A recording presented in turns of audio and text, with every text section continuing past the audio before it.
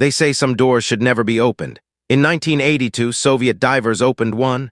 Under Lake Baikal, what they found wasn't a monster, it was worse. 10 feet tall, silent, watching. The government buried the truth. But Daily Cam TV just dug it up. Watch until the end, if you dare to see what they hid. Isolated among the endless forests and frozen mountains of Siberia lies Lake Baikal.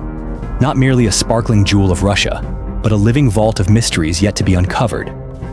Far more than just a freshwater lake, Baikal carries with it a surreal beauty that seems to blur the line between reality and legend. And like many ancient places steeped in reverence, it has stories, ones that, once heard, are not easily forgotten. One of the strangest accounts ever to emerge from its depths does not come from folklore, but from military records.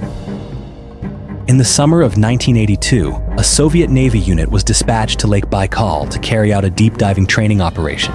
Equipped with oxygen masks, specialized suits, and strict orders, they descended into the brain-numbing cold, into a world that felt less like Earth and more like an alien realm. A world where humans were merely visitors. At first, everything proceeded as planned. The exercises were executed with precision, and the team maintained their usual state of professional alertness. But then, on what should have been an ordinary morning, everything changed. During a routine dive formation, a group of divers suddenly noticed 3 unfamiliar figures drifting silently through the murky waters nearby. These were not teammates. These were not military divers. And most unsettling of all, they wore no breathing apparatus. Illuminated by the beams of their underwater torches, the shapes slowly came into focus. 3 humanoid beings, towering in height, estimated at around 3 meters, clad in tight, reflective silver suits, and wearing helmet-like headgear that appeared to leave their faces fully exposed. They floated with eerie grace, without wasted movement, showing no signs of aggression. And yet, behind the glassy curve of their helmets, their eyes, reflecting the divers' lights back at them, seemed to be watching, calmly, intently. In that moment, deep within Lake Baikal, 2 worlds that were never meant to intersect had suddenly crossed paths. And in the silent vacuum of shock, a single truth became crystal clear. These Soviet soldiers were now face to face with something that lay beyond the reach of logic, beyond the grasp of science, and far beyond the training manuals of any military program they had ever known. Not long after, the divers resurfaced and immediately reported what they had seen. But instead of pulling back or observing from a distance, the military chose to push forward, making a decision that, in hindsight, many would come to believe was a grave mistake. Upon returning to the surface, the divers showed no signs of panic. These were men trained to face any scenario beneath the crushing pressure of deep water. But what they had just experienced did not belong to any training they had ever known. Their report was swiftly delivered to the commanding officer in charge of overseeing the entire operation. And under the pale afternoon sun, amid the dry cold and profound stillness that defines the Siberian air, a sudden and unexpected decision was made. Instead of halting the operation to reassess the situation, the command staff issued an order: select the 7 strongest divers, arm them with reinforced nets and specialized restraint equipment, and send them back into the depths, with one objective only: capture one of the unidentified beings. The order was carried out without hesitation. The vessel drifted once more toward the center of the lake. The men on board carried with them a firm belief in the power of technology and the might of military training. But none of them knew they were stepping into a confrontation with something far beyond the boundaries of human comprehension. As the beams of their torches once again swept through the pitch-black waters, the silver figures reappeared. They did not flee.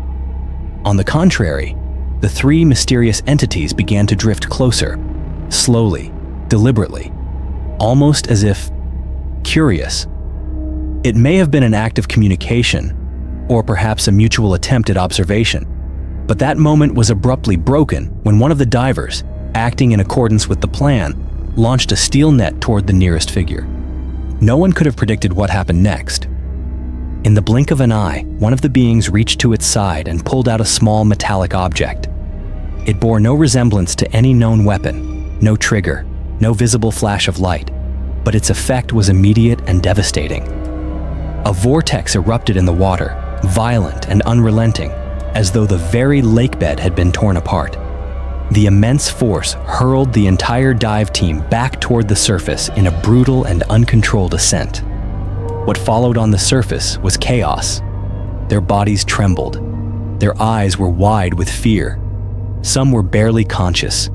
In a matter of moments, they had become classic victims of rapid decompression, when a diver is forced to ascend too quickly from deep water without undergoing proper decompression protocols.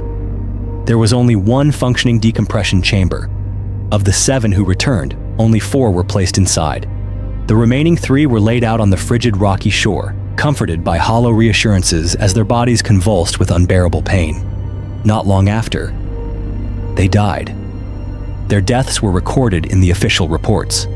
But what they witnessed before they passed, those beings, that unexplainable encounter, left a fracture in the minds of those who survived. Because what they saw wasn't just unexpected. It was a collision with a form of life that was entirely other, intelligent, reactive, and capable of manipulating the environment in ways that defy our current understanding of science. From that moment on, the entities ceased to be a local anomaly. They became legend, and within classified documents never made public, they were referred to by a name both simple and haunting: the Lake Baikal swimmers. If the surface of Lake Baikal embodies the pristine stillness of untouched nature, then beneath its crystal waters lies an entirely different realm, a world cloaked in shadow, ancient and immense, where the very idea of discovery makes even modern minds hesitate. It is no coincidence that scientists refer to this place as the deepest lake on Earth, with a depth surpassing 1,600 meters and enough volume to hold nearly 20% of the world's unfrozen freshwater. Baikal is not merely a lake, it is an aquatic universe unto itself. What makes Baikal truly exceptional is not just its depth, but the life that survives within its cold, hidden reaches. Over 4,000 species of flora and fauna have been cataloged here, and a significant portion of them exists nowhere else on Earth. This is a closed, isolated ecosystem, one that has evolved continuously over millions of years. Deep beneath the surface, hydrothermal vents and geothermal springs feed warmth and minerals into the icy abyss, creating conditions for life to not just endure, but to evolve in unimaginable directions. It is in this extreme environment that ordinary creatures can grow to extraordinary sizes. Fish discovered here routinely exceed the length and weight of their counterparts in other bodies of water. And of course, by ecological logic, when prey grows larger, so must the predator. This has fueled centuries of speculation about the existence of a colossal creature lurking in the depths of Baikal, described by locals not as folklore, but as a bona fide lake monster. Elders once spoke of a beast that used underground tunnels to travel between the lake and neighboring rivers. It would appear without warning, attacking fishermen and causing both man and boat to vanish. In modern times, spoken tales may have quieted, but the traces remain. Fishing nets shredded like tissue paper, livestock mysteriously disappearing near the shoreline, and unexplainable ripples splitting the surface with no origin in sight. Recent descriptions paint a chilling image: a creature more than 10 meters in length, with jaws that make up nearly a third of its body, like an oversized version of the pike, but with strength and speed far beyond anything cataloged in known biology. Some have theorized that it may be a surviving descendant of a prehistoric marine reptile, perhaps a mosasaur or something similar, that somehow endured the mass extinction and found sanctuary in the black depths of Baikal, where no sunlight reaches, and science has yet to cast its light. Another theory, quieter but no less disturbing, suggests these creatures may not be relics of the past at all. Instead, they could belong to an entirely separate evolutionary branch, one that has never been named, never been documented, and continues to thrive beneath the icy waters, just as it did when Earth itself had no language.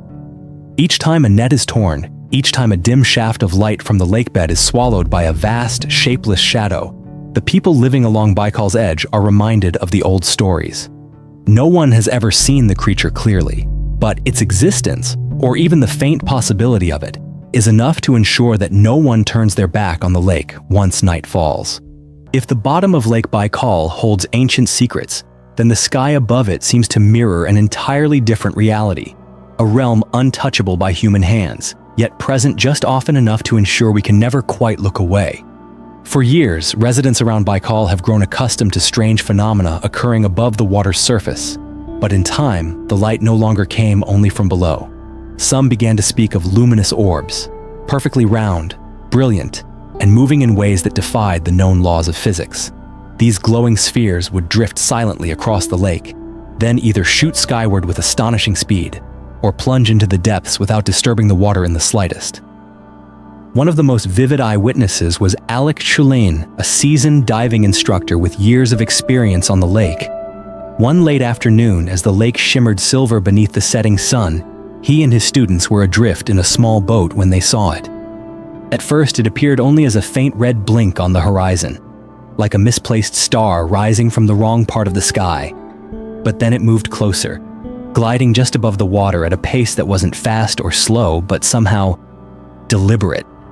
As it neared, they realized it wasn't a signal flare or beacon, but a glowing crimson sphere pulsating gently, like the beat of a living heart. The orb approached their boat, then suddenly dove into the water. In that instant, the entire lake around them lit up in a deep red glow, as though someone had ignited a second sun beneath the surface. A few seconds later, the sphere rose again from the water and vanished into the darkness, leaving behind a silence so profound it chilled the bones. Another account came from Sergei Kich, a local who lived in a wooden cabin near the lake shore. One night, just as he was preparing for bed, his young son ran in, shouting that there was a light flying over the lake. Sergei stepped onto the balcony, squinting into the dim twilight. And indeed, there was a soft orange glow hovering just above the water, as if unsure whether to rise or submerge. Then it shot up into the sky, only to immediately plunge back down to the exact same spot, as though an invisible path connected two different worlds. Before Sergei could call for anyone else, a second orb appeared, rising from the lake like a creature greeting the surface. The two spheres then darted back and forth across the water's surface, playfully almost, before diving beneath the waves at the same time, leaving nothing but confusion etched into the eyes of their lone witness. These stories are no longer rare. From night fishermen and boat captains to thrill-seeking tourists, everyone seems to have their own moment of strange encounter. And what's even more unsettling, these phenomena aren't limited to Lake Baikal. Across the world, in Lake Michigan in 1994, a cluster of witnesses reported a similar event. Unidentified flying objects moving in strange curved paths, appearing and disappearing in seconds, confirmed by local weather radar. In Canada's Shag Harbor in 1967, a large flying object was seen by numerous people as it crashed into the ocean at night, prompting an official government investigation. And in the waters off Puerto Rico, multiple former U.S. Navy personnel have publicly admitted to encountering unidentified underwater vehicles, technology they claimed does not belong to any country on Earth. The common thread in all these cases? Water. Many researchers now believe that what we call unidentified flying objects, UFOs, may not come from outer space at all. Instead, they might originate from the deepest waters of our own planet. Perhaps they are a parallel species, evolved beneath the ocean floor. Or perhaps if they are truly from another world, then water is their sanctuary, the perfect curtain behind which to hide, undetected for centuries. And if that theory holds true, then Lake Baikal is more than a geographic feature. It may be a gateway, a threshold to another reality, one we have never stepped into, but one that may have always been watching us from the other side of the water. If the strange phenomena surrounding Lake Baikal could easily be dismissed as local folklore or tricks of the Siberian mist, then the incident that occurred in 1977 left a far deeper mark, one not so easily erased. Because this time, it wasn't fishermen or tourists who bore witness. It was Soviet scientists. That year, during a large-scale geological survey organized by the USSR Academy of Sciences, two small submersibles, Pisces 2 and Pisces 7, both acquired from Canada, were deployed to Lake Baikal for a 6-week series of deep dives. Over the course of the operation, the research team conducted 42 dives in total, some reaching depths greater than 1,400 meters. An impressive achievement even by today's standards. One of those dives, and arguably the most unforgettable, took place on a gloomy afternoon as a group of scientists worked inside Pisces 7, The small submersible, narrow-bodied with rounded viewing ports like fish eyes, hovered silently just a few meters above the lake bed. Its front-facing spotlight illuminated the ancient sediment below, revealing cracks in the lake floor and still tufts of aquatic moss swaying in the icy current. And then, everything began to change. From somewhere behind them, a pale yellow light appeared. At first, faint near the tail end of the vessel, then gradually expanding until it filled the entire observation chamber. There was no sound, no visible movement in the water, just the light. Yet it came not from the spotlight, nor from any controllable source aboard the sub. At first, the scientists assumed it was Pisces 2 approaching, but when they radioed for confirmation, the response came quickly. Pisces 2 was still anchored at the surface, undergoing scheduled maintenance, and had not descended at all that afternoon. A quiet unease crept through the cabin. Every eye turned toward the same direction, toward the light drifting silently outside the window, as though an enormous object were gliding just overhead, mere meters away. Its shape remained indistinct, but one thing was certain: something was out there, something vast, silent, and radiating a kind of light no known human technology could produce at the time. The glow moved slowly, passing over the top of the vessel before fading into the deeper darkness toward the lake's center. It left behind no turbulence, no wake, only strained heartbeats and a thick, weighty silence inside the cabin. When the research team resurfaced, they immediately reviewed the dive logs. There were no other vessels in the area. No light sources were reported from the surface station. No equipment had malfunctioned. No rational explanation presented itself.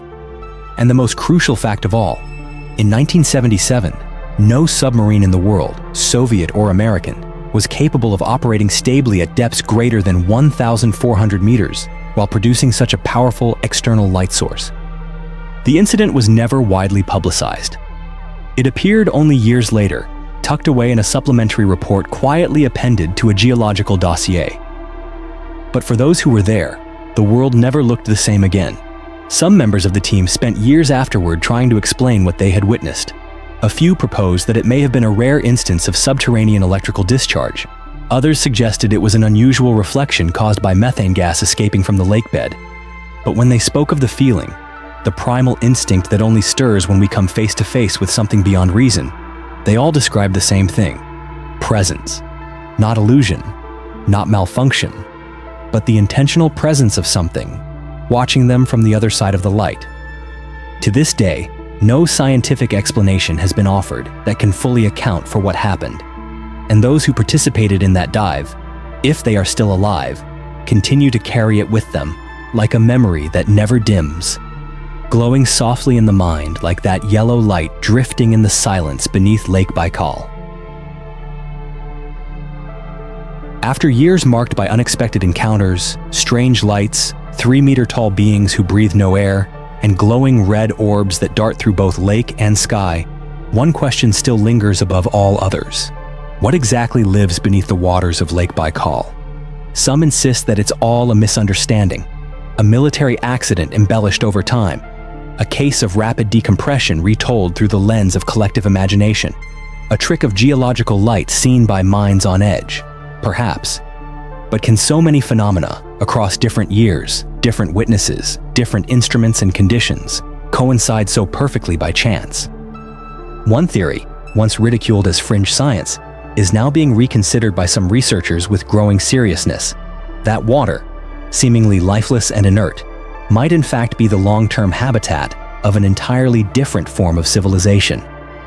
Not extraterrestrials arriving from some distant star, but a type of life form that has always been here, silently watching, evolving, and coexisting alongside humanity.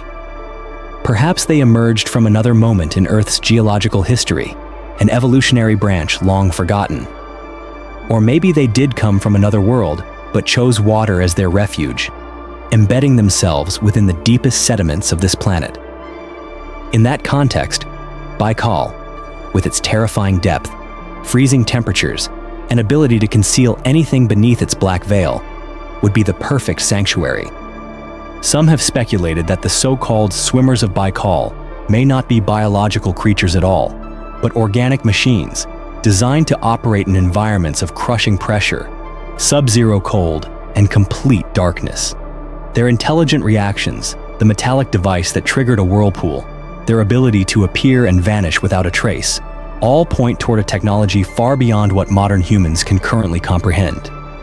Of course, these are only theories, and like all great mysteries throughout human history, from the Bermuda Triangle to unexplained radio signals from the cosmos, the truth is often buried beneath layers of denial, skepticism, and fear.